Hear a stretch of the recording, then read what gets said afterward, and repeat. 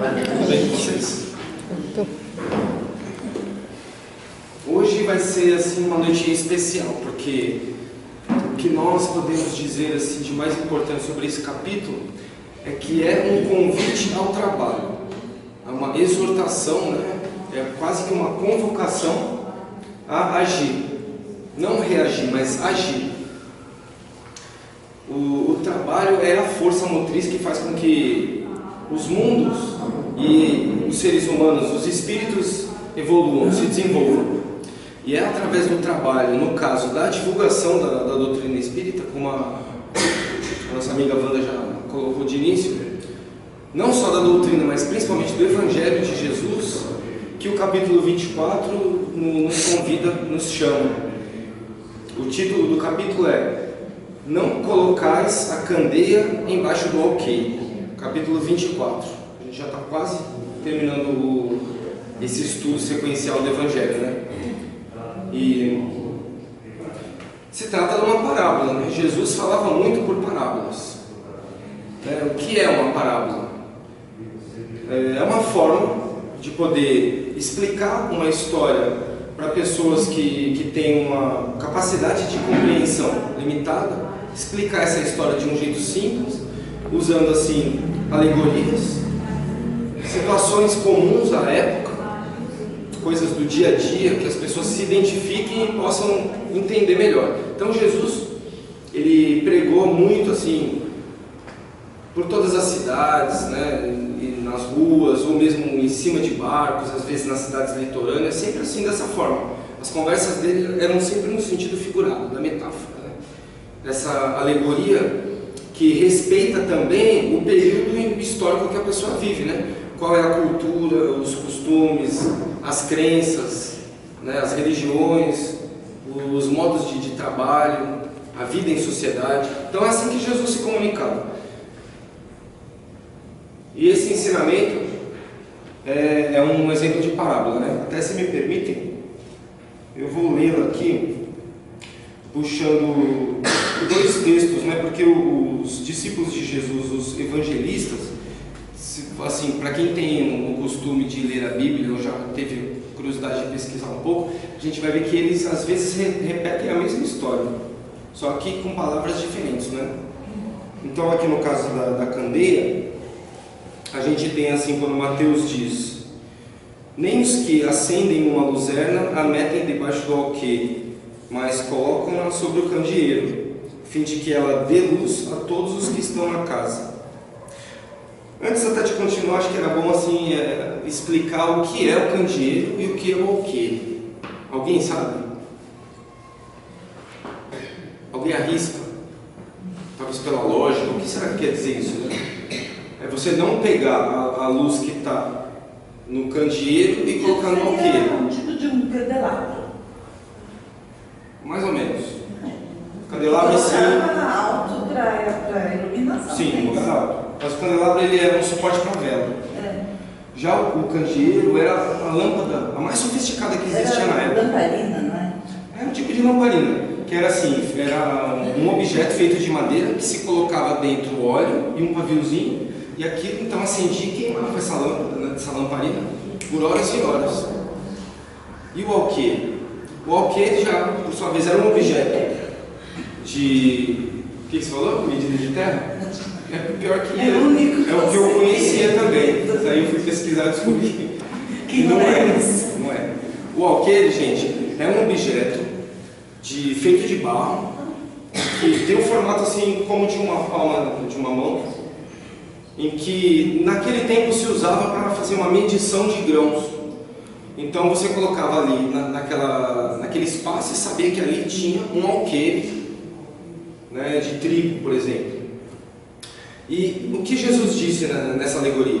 Você não pode pegar a luz que está no alto e colocar ela abaixo. O que acontece se a gente botar a luz abaixo, né? No caso do alqueire, pode acontecer duas coisas diferentes. Uma é que, primeiro, a luz ela não vai se expandir como deveria, não vai atingir o maior número não vou nem dizer de pessoas, mas assim mesmo, em se tratando isso de espaço, no ambiente físico, né?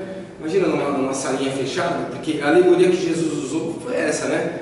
Quando que se acendia o candeeiro? À noite.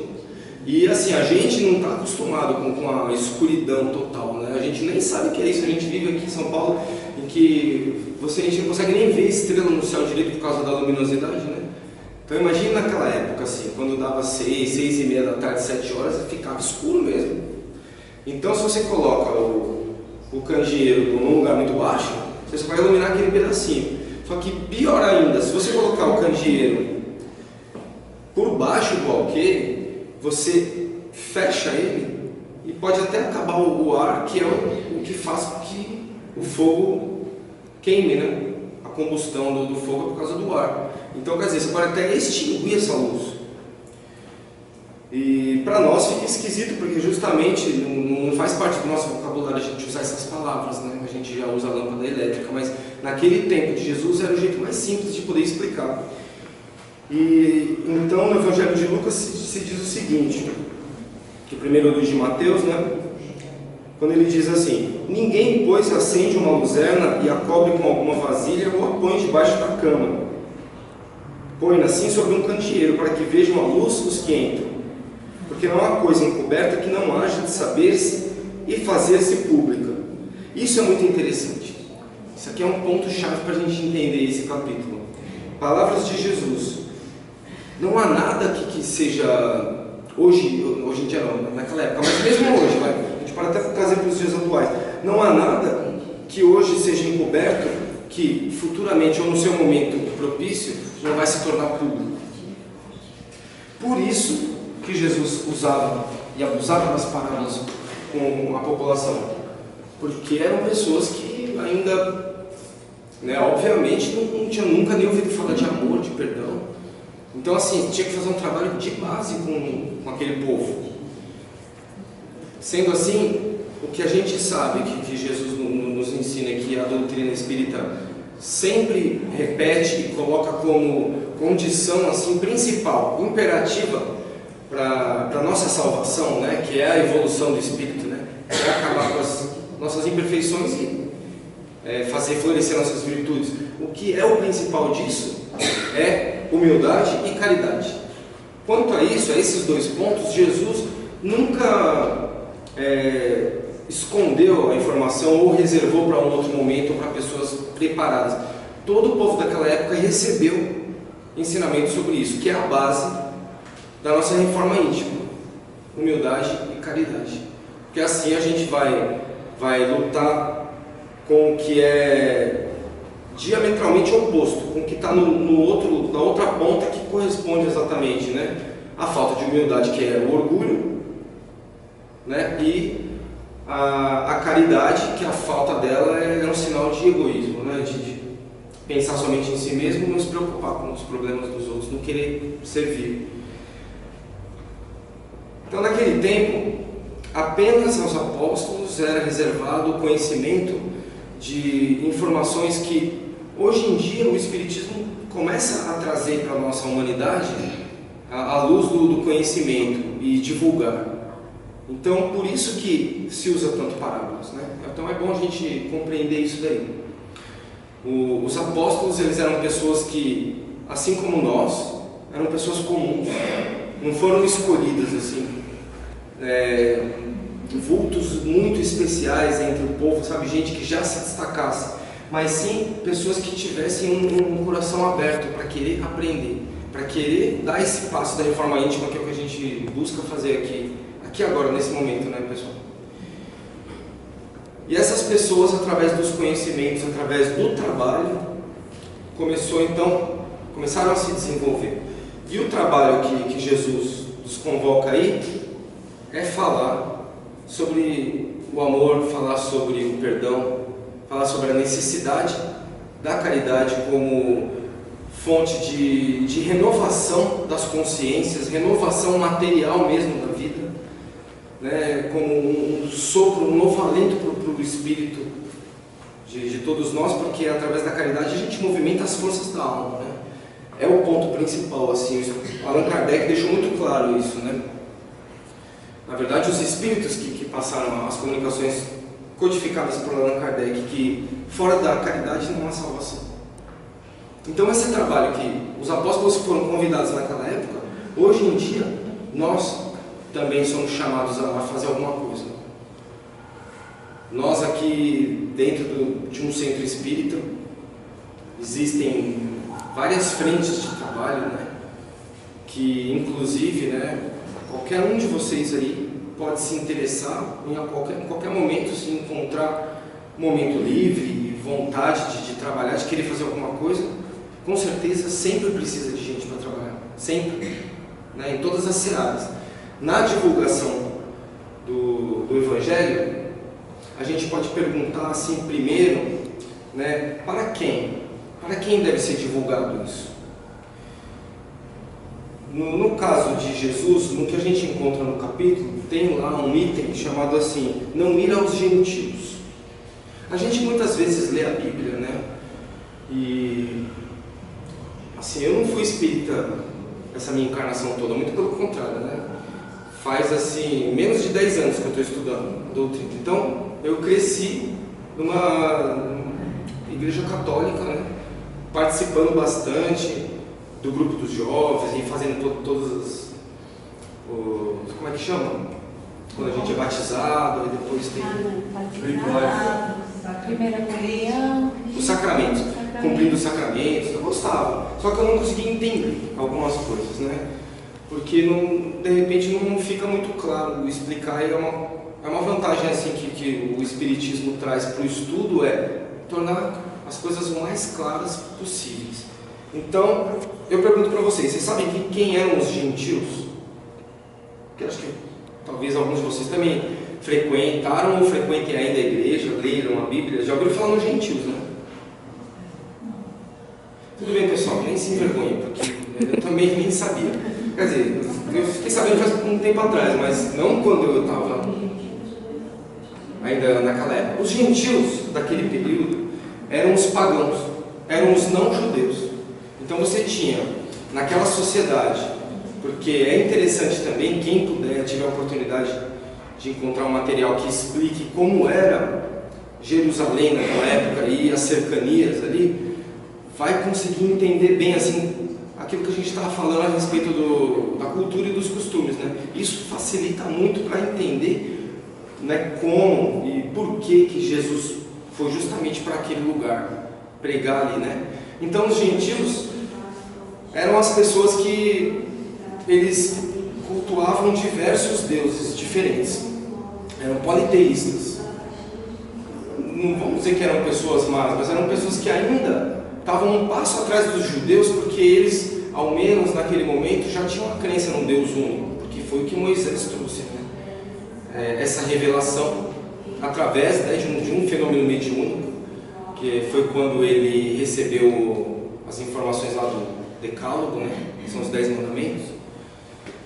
Ele então trouxe essa novidade para a história do mundo, da humanidade, que é ter apenas um Deus. Então, Jesus disse aos seus apóstolos, né, os apóstolos daquela época, que era Lucas, que era Tiago, que era Pedro, Paulo veio depois. Só depois que Jesus já tinha sido crucificado. Judas, Tomé, esse povo todo aí, muito dedicado, né? Ele falou: olha pessoal, não percam tempo falando com os gentios. Mas isso não foi uma forma de discriminação. Vejam bem, ó, vamos pensar nisso daí, tentando fazer uma analogia com a nossa vida hoje em dia, né? Por que serve isso para a gente também? Por quê? Jesus então falou: essas pessoas têm os corações endurecidos, elas não estão preparadas, não estão no momento delas ainda de receber essas informações, de ter acesso à verdade, à luz. A luz, no caso dessas pessoas, pode torná-las até cegas, né? Ou fazê-las cultivar, desenvolverem uma aversão, e que elas vão então, ao invés de aprender com o Evangelho, vão começar a combater, vão se tornar inimigos, né? Sendo assim, vamos começar aos poucos, disse Jesus. Vamos primeiro passar pelos povos que já estão um pouco mais preparados para receber isso daí.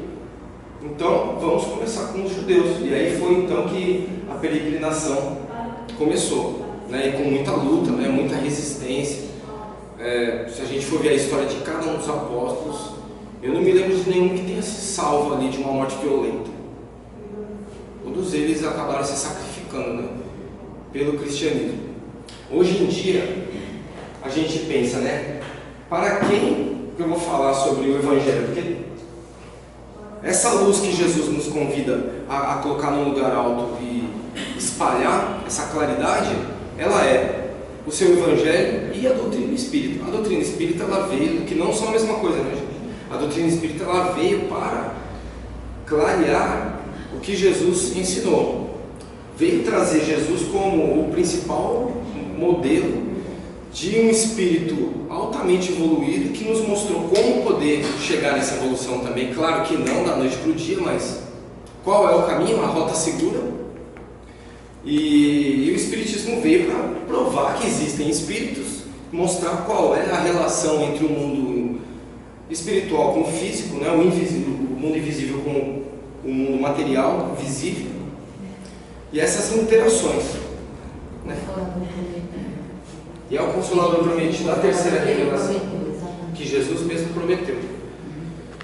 Então, nós temos que falar às pessoas sobre isso, sobre Jesus e sobre o Espiritismo. Mas, aí eu pergunto a vocês, para quem?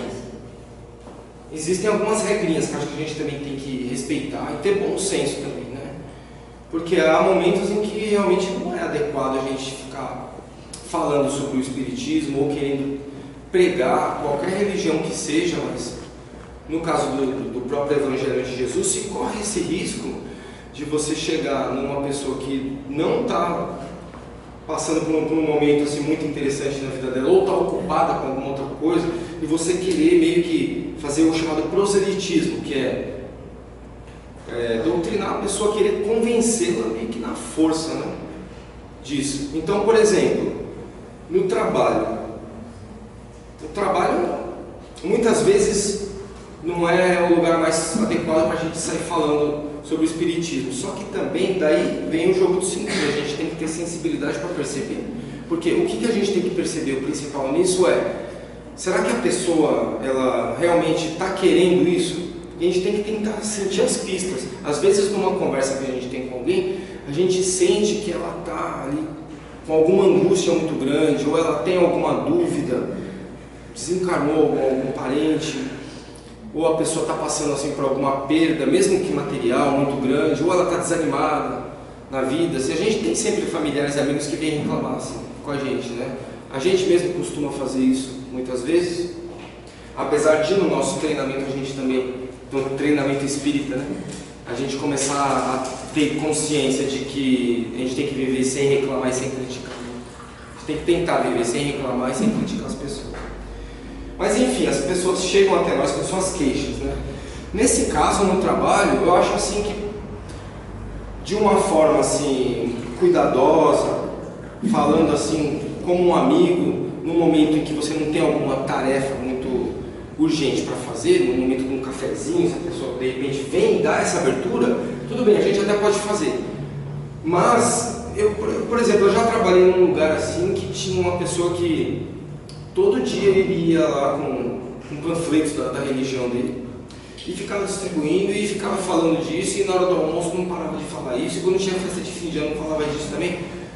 O que acontecia? Eu via algumas pessoas ali falando assim, meu, olha lá o fulano chegando, eu não aguento mais, então eu não quero saber, sabe? E aí começa a pegar até uma certa aversão, né, a Deus, à religião, né? E daí que vem a distorção, né, do entendimento. Tá aí uma palavra também hoje que eu acho fundamental para a gente compreender esse capítulo aí. Para compreender, tem que entender, né? É o entendimento. Por quê? Para a gente sair falando para as pessoas, né, sobre Jesus, sobre o que ele fez, sobre como aplicar isso na prática hoje aqui no nosso dia a dia, né, e falar também sobre o Espiritismo, sobre a doutrina de uma forma geral, no seu aspecto moral, científico e filosófico, a gente precisa saber o que está falando, né, gente? Então, como o Kardec também já disse, Espíritas, amai-vos e instruí-vos. O Espiritismo ele exige que a gente estude. A gente tem que ler. A gente tem que conseguir um tempo livre para fazer as leituras, né? Começando pela codificação e depois, assim, se quisermos ter como base médiuns assim muito tarimbados do ponto de vista moral, pessoas confiáveis, a gente pode pegar as obras de Chico Xavier e de Valdo Franco, por exemplo.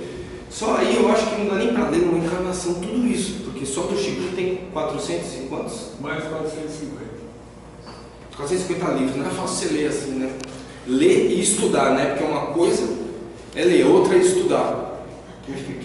Agora me veio à memória aquela história que eu te contei outro dia sobre o Divaldo. Qual delas?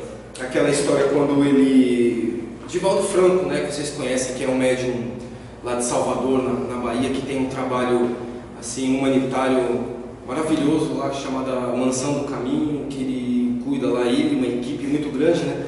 Eles cuidam lá de crianças e adolescentes em situação de rua ou de vulnerabilidade, né, social, e das famílias também, carentes e tal.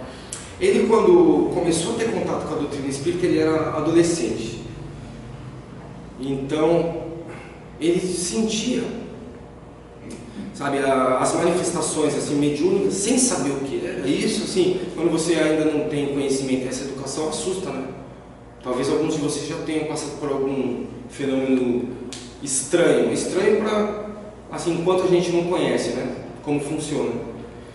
Mas isso aconteceu com o Divaldo, né? Até que então, a mentora dele, chamada Joana de Ângeles, né, que é um espírito de muita luz, se apresentou a ele e explicou que ele tinha muito o que fazer, muito o que estudar e trabalhar, e indicou a ele ler o Livro dos Espíritos, né?